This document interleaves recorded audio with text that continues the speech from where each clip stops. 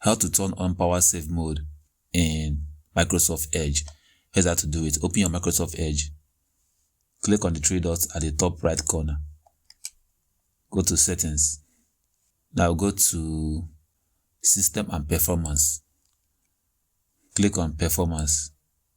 Here you're going to see where it says efficient mode. Click on maximum savings. Conserve battery life when you can't be connected to power for extended period of time. This could be useful for laptop users. So that's how you turn on battery saver in Microsoft Edge. That's all for this video. See you guys in the next one.